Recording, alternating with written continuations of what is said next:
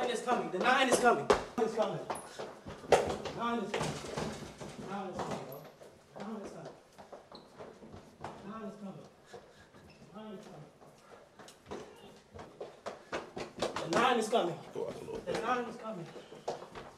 The 9 is coming.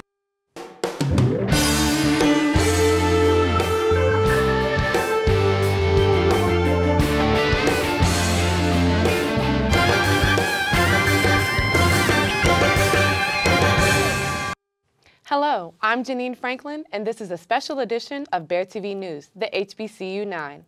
A minute ago, you saw a video of one of Morgan's students running through a campus building shouting, "The 9 is coming, the 9 is coming."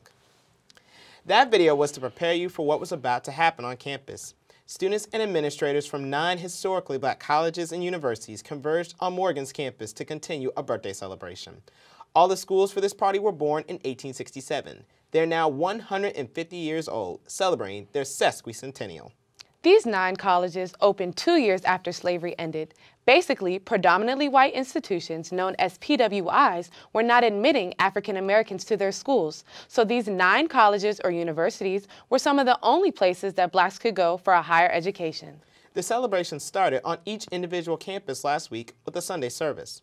On Monday, the Poetry Slam took place, and Tuesday, there was a tree planting to mark the event.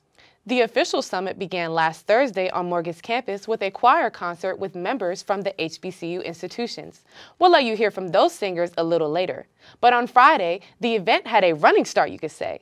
A torch relay began on 33rd Street. Runners ended up at the Freedom Plaza in front of the business building.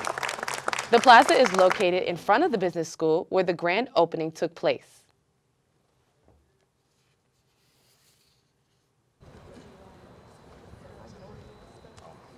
On behalf of the leaders of the 9 institutions, we accept the HBCU 9 Unity Torch and do hereby declare the HBCU 9 United Sesquicentennial Summit underway.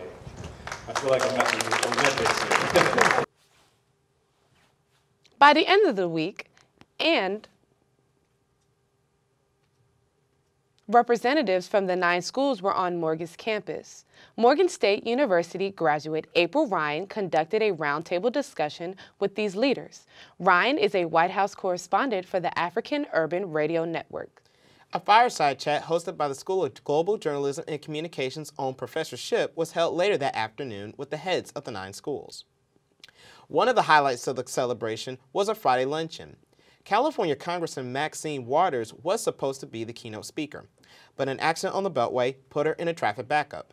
She didn't make it to the event, but the participants did get to share a meal. The celebration ended Saturday with a conversation with the Congressional Black Caucus and national education leaders. So what's the future for these institutions of higher learning?